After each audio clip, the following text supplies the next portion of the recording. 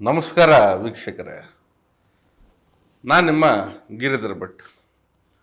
ಎಲ್ಲಮ್ಮ ತಾಯಿ ಕಾಪಾಡ್ತಾಳೆ, ಕೈ ಹಿಡಿತಾಳೆ.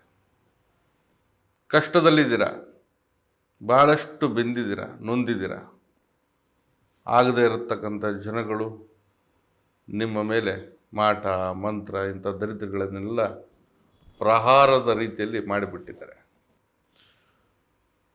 ಇವೆಲ್ಲವನ್ನು ತೊಲಗಿಸ್ಬೇಕನ್ನೋದು ನಿಮ್ಮ ಆಕಾಂಕ್ಷೆ ಆಗಿರುತ್ತೆ.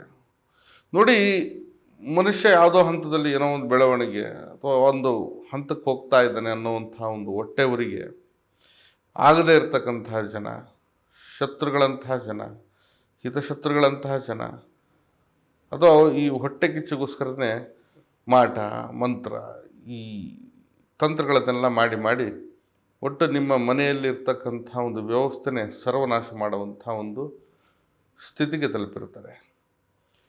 ಇದರ ಒಂದು ಫಲವಾಗಿ ಹೇಗೆ ಇಲ್ಲಿ ನರಳಾಟ ಶುರು ಆಗುತ್ತಂದರೆ, ಈ ಮನೆಯಲ್ಲಿ ಎಲ್ಲ ರೀತಿ ಯೋಗ ಇದ್ದರೂ ಕೂಡ ತಿನ್ಲಿಕ್ಕೆ ಬಾಯಿ ಇರೋದಿಲ್ಲ ಜನಕ್ಕೆ.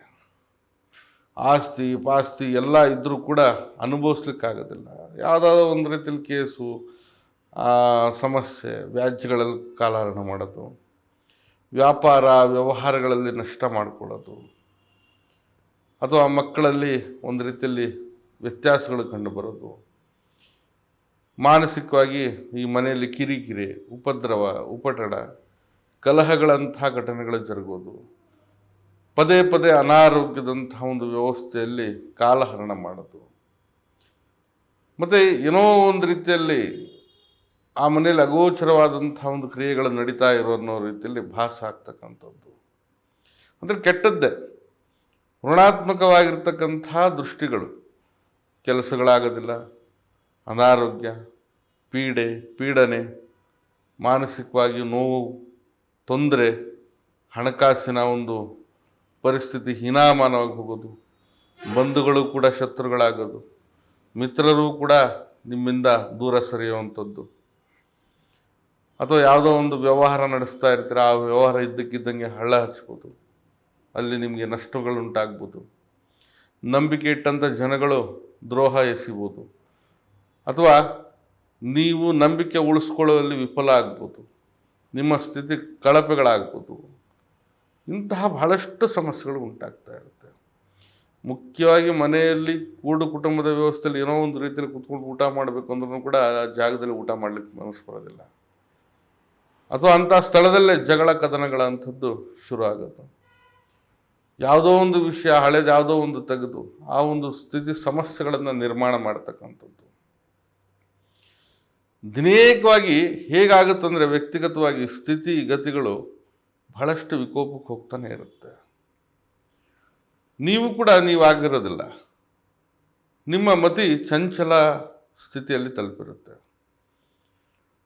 ಎಲ್ಲಾದರೂ ಹೋಗಿ ದೇವ್ರ ಪೂಜೆ ಮಾಡಬೇಕು ಅಂದ್ರೂ ಕೂಡ ಮನಸ್ಸು ಬರೋದಿಲ್ಲ, ಬರೀ ಅಂದ್ಕೊಳ್ತಾ ಇರ್ತೀರ, ಆದರೆ ಮುಂದಕ್ಕೆ ಕಾಲು ಹೋಗೋದಿಲ್ಲ. ಮನೆ ದೇವ್ರಿಗೂ ಕೂಡ ನಡ್ಕೊಳ್ಳೋದಕ್ಕೆ ಕಷ್ಟ ಆಗುತ್ತೆ. ಮನೆ ವಾತಾವರಣ ಒಂದು ರೀತಿಯಲ್ಲಿ ಆಗಿರುತ್ತೆ. ಏನಕ್ಕೆ ಇವೆಲ್ಲ? ಮಾಂತ್ರಿಕವಾದಂತಹ ಛಾಯೆ, ನೆರಳು, ಅಥವಾ ಮಾಡಿಸಿದ್ರೆ, ಆಗದೇ ಇರೋಂಥ ಜನಗಳು ಏನಾದ್ರು ಮಾಡಿ ಹಾಕಿದರೆ ಈ ಸಮಸ್ಯೆಗಳು ಉಂಟಾಗುತ್ತೆ. ನಾವು ಯಾರಿಗೂ ಏನೂ ದ್ರೋಹ ಮಾಡಿಲ್ಲ, ನಮ್ಗೆ ಯಾಕಿಂಥ ಸ್ಥಿತಿ ಯಾಕೆ ಮಾಡ್ಬೋದು? ನೋಡಿ, ಹೊಟ್ಟೆ ಕಿಚ್ಚು ಮನುಷ್ಯ ಈಗಿನ ದಿನಮಾನಗಳಲ್ಲಿ ಒಂದು ರೀತಿಯಲ್ಲಿ ಅವನ ಭಾವನೆಗಳು ಬೇರೆ ಆಗ್ತಾ ಇರುತ್ತೆ. ಮುಂದಕ್ಕೆ ಬರಬಾರ್ದು, ಹೇಗಾದರೂ ಮಾಡಿ ಆ ವ್ಯಕ್ತಿನ ತಗ್ಗಿಸ್ಬೇಕು, ಬಗ್ಗಿಸ್ಬೇಕು, ಯಾವುದಾದ್ರೂ ಒಂದು ಹಂತದಲ್ಲಿ ಅವನಿಗೆ ನರಳಾಟ ಕೊಡಬೇಕು ಎಂಬತಕ್ಕಂಥ ಷಡ್ಯಂತ್ರ ಕುತಂತ್ರಿಗಳು ಬಹಳಷ್ಟು ಇರ್ತಾರೆ. ಕೆಲವೊಮ್ಮೆ ಈ ನೆರೆಹೊರೆಯವರಲ್ಲೇ ಇಂಥ ಸ್ಥಿತಿಗಳು ಬರುವಂಥ ಸಾಧ್ಯತೆಗಳಿರ್ತವೆ. ಹೀಗೆ ಮಾಂತ್ರಿಕವಾದಂಥ ಒಂದು ವಿಷಯ ಸ್ಥಿತಿಯಿಂದ ನಿಮ್ಮ ಜೀವನ ಅನ್ನೋದು ಬಹಳಷ್ಟು ಬರಡಾಗ್ತಾ ಇರುತ್ತೆ. ಯಾರ ಮುಂದೆನೂ ಕೂಡ ಹೇಳ್ಕೊಳ್ಳಿಕ್ಕಾಗಲ್ಲ. ಎಷ್ಟೇ ಪ್ರಯತ್ನಶೀಲತೆ ಇದ್ದರೂ ಕೂಡ ಆ ನಿಮ್ಮ ಒಂದು ಕಳಪೆ ಸ್ಥಿತಿಯಿಂದ ಹೊರಗಡೆ ಬರಲಿಕ್ಕೆ ನೀವು ಸಾಧ್ಯ ಆಗೋದಿಲ್ಲ. ಬೇಕಂತಲೇ ಇಲ್ಲದೆ ಇರುವಂತಹ ಒಂದು ಉಸಾಬರಿ ಸಮಸ್ಯೆಯಲ್ಲಿ ಸಿಕ್ಕಾಕೊಳ್ತಾ ಇರ್ತೀರ. ಮಕ್ಕಳು ಚೆನ್ನಾಗಿ ಓದಿರ್ತಾರೆ, ಕೆಲಸ ಇರೋದಿಲ್ಲ. ಮಗ ಇದ್ದಕ್ಕಿದ್ದಂಗೆ ಒಂದು ರೀತಿಯ ದುಶ್ಚಟಗಳಿಗೆ ಹೋಗ್ಬಿಡ್ತಾನೆ, ಗಂಡ ಮಾತುಗಳೆಲ್ಲ, ಹೆಂಡತಿ ಸರಿ ಇಲ್ಲ, ಈ ಎಲ್ಲ ಪರಿಸ್ಥಿತಿಗಳು ವಿಕೋಪಕ್ಕೆ ಹೋಗ್ತಾ ಇರುತ್ತೆ.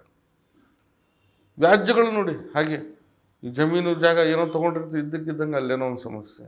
ಚೆನ್ನಾಗೊಂದು ಯಾರೋ ಒಬ್ರು ಬಂದಿದ್ರು, ಒಳ್ಳೆ ಮನೆ ಕಟ್ಟಿದ್ದ, ಸ್ಥಿತಿವಂತರು ಇರೋರೆ. ಆ ಮನೆ ಕಟ್ಟಿದ್ದು ನೋಡಿ ಏನೋ ಒಂದು ರೀತಿಯಲ್ಲಿ ಹೊಟ್ಟೆವ್ರಿ ಅವ್ರಿಗೆ, ಜನಕ್ಕೆ ಏನು ಮಾಡಿದ್ರು ಏನೋ ಗೊತ್ತಿಲ್ಲ. ಆ ಇರೋವಂಥ ಮನೆಯೇ ಮಾರ್ಕೊಂಡು ಹೋಗ್ಬೇಕು, ಆ ಮನೆ ಮಾರಿದ್ರೆ ಸಾಲ ತಿರಬಾರ್ದು. ಹೀಗೆ ಒಂದು ಒಳ್ಳೆ ಉದ್ಯೋಗ, ಒಳ್ಳೆ ವ್ಯವಹಾರ ಮಾಡ್ಕೊಂಡು ವ್ಯವಹಾರಿಕವಾಗಿ ಮುಂದೆ ಬರ್ತಾ 4 ಕಾಸು ಮಾಡೋಷ್ಟು, 4 ಜನಕ್ಕೆ ಕೊಡೋಷ್ಟು ಶಕ್ತಿ ಇರ್ತಕ್ಕಂಥವ್ರು ಏನೂ ಇಲ್ಲದಿರುವಂಥ ಸ್ಥಿತಿಗೆ ಬಂದು ಬಿಡಬೇಕಾ?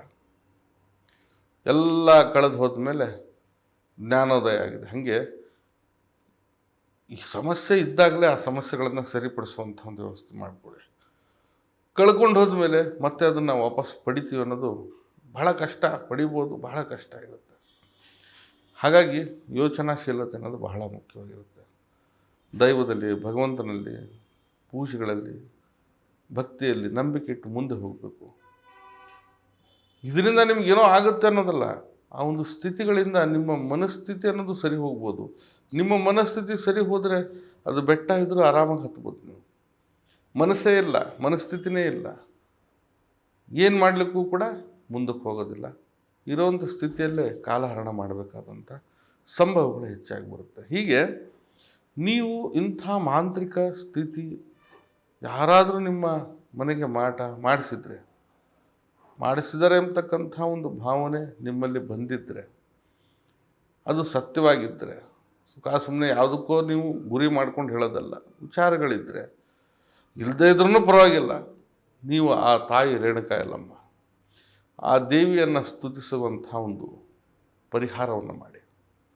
ಖಂಡಿತ ಆ ತಾಯಿ ಕರುಣೆಯಿಂದ ನಿಮ್ಮ ಜೀವನದಲ್ಲಿ ಬಂದಿರತಕ್ಕಂಥ ವಿಪತ್ತು, ಆಪತ್ತು, ತೊಂದರೆ, ಸಂಕಷ್ಟ ಎಲ್ಲವೂ ಕೂಡ ಮಾಯ ಆಗುತ್ತೆ. ಅಷ್ಟೊಂದು ಚೈತನ್ಯದಾಯಕವಾಗಿರ್ತಕ್ಕಂಥ ಶಕ್ತಿ ಮಾತೆ ಆಕೆ. ನೋಡಿ, ಹುತ್ತದ ಮಣ್ಣನ್ನು ತೆಗೆದುಕೊಂಡು ಬನ್ನಿ. ಆ ಹುತ್ತದ ಮಣ್ಣನ್ನು ಕಟ್ಟೆ ಸ್ವರೂಪವಾಗಿ ಮಾಡಿ, ಅದನ್ನು ಸ್ವಲ್ಪ ತಟ್ಟಿ ಒಂದು ದೇವರನ್ನು ಕೂರಿಸೋ ರೀತಿಯಲ್ಲಿ ಕಟ್ಟೆ ಸ್ವರೂಪ ಮಾಡಿ. ಅದರ ಮುಂದೆ ನಿಮಗೆ ಸಿಗುತ್ತೆ ರೇಣುಕಾ ಯಲ್ಲಮ್ಮ ದೇವಿ ಫೋಟೋ ಸಿಗುತ್ತೆ. ಆ ಚಿತ್ರಪಟನ ಕೂಡ ಇಡಿ. ಜೊತೆಗೆ ಏನಂತಂದರೆ, ಒಂದು ತಾಮ್ರದ ಚೆಂಬಿನಲ್ಲೋ ಬಿಂದಿಗೆಯಲ್ಲೋ ಕಳಶ ಸ್ಥಾಪನೆ ಮಾಡಿ. ಹಾಗೆ ಭಂಡಾರವನ್ನು ಸಂಪೂರ್ಣವಾಗಿ ಲೇಪಿಸಿ.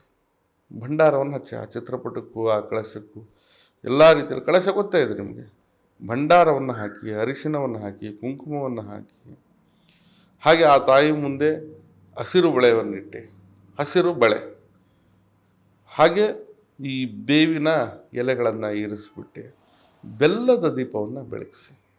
ಇದು ಶುಕ್ರವಾರದ ದಿನ ಬೆಳಗಿನ ಜಾವ ಈ ಒಂದು ಪೂಜೆ ಮಾಡಿ.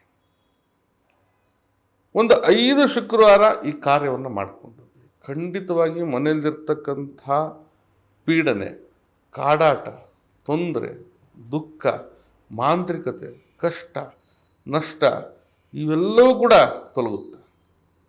ಯಾರಾದರೂ ಉದ್ದೇಶಪೂರ್ವಕವಾಗಿ ಏನಾದರೂ ಕ್ರಿಯೆಗಳು ಮಾಡಿದರೂ ಕೂಡ ಆ ಮನೆಯಲ್ಲಿ ಅದು ಶಾಶ್ವತವಾಗಿ ನೆಲೆ ಆಗಲ್ಲ. ಆ ತಾಯಿಯ ಕೃಪೆ ಕಟಾಕ್ಷದಿಂದ ಅದು ಆಗಲೇ ನೆಲಸಮ ಆಗುತ್ತೆ, ಅಂದರೆ ತೊಲಗುತ್ತೆ ಪೀಡೆ ಎಲ್ಲ. ಹಾಗಾಗಿ ಆ ದೇವಿ ಯಲ್ಲಮ್ಮ ತಾಯಿಯ ಒಂದು ಪೂಜಾ ಶಕ್ತಿ ಅನುಷ್ಠಾನಗಳನ್ನು ಒಂದು 5 ಶುಕ್ರವಾರ ಮಾಡಿ. ಖಂಡಿತ ಇದರಿಂದ ವಿಮೋಚನೆ ಆಗುತ್ತೆ. ಸಾವಿರಾರು ರೀತಿಯಲ್ಲಿ ಸಾವಿರ ಪರಿಹಾರಗಳನ್ನು ಮಾಡಿರ್ಬೋದು.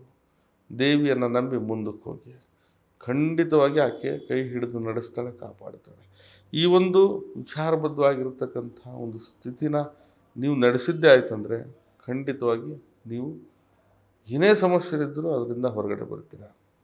ಭಕ್ತಿಯಿಂದ ಬೇಡ್ಕೊಳ್ಳಿ, ಕೆಟ್ಟದ್ದು ಕಳೆಯುತ್ತೆ, ಶುಭ ಫಲಿಸುತ್ತೆ. ಇದು ಖಚಿತವಾದಂಥ ಮಾತು. ಮಾಡಿ ತದನಂತರವಾಗಿ ನೀವೇ ನನಗೆ ಹೇಳಿರ್ತೀರ, ಇದರಿಂದ ನನಗೆ ಶುಭ ಆಯಿತು ಅಂಥೇಳಿ.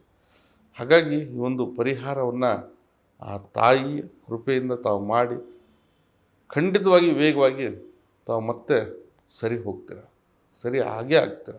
ಇದು ನನ್ನ ನಂಬಿಕೆಯ ಮಾತು. ನಾನು ನಿಮ್ಮ ಗಿರಿಧರ್ ಭಟ್. ನಮ್ಮ ಕಚೇರಿ ಅಥವಾ ಮನೆ ಬಂದು ಜ್ಞಾನಭಾರತಿ ಯೂನಿವರ್ಸಿಟಿ ಕ್ವಾರ್ಟರ್ಸ್ ಸರ್ಕಲ್ ಬೆಂಗಳೂರಲ್ಲಿದೆ. ಬರೋರು ಮೊದಲೇ ಸಮಯವನ್ನು ನಿಗದಿಪಡಿಸ್ಕೊಂಡು ಬನ್ನಿ.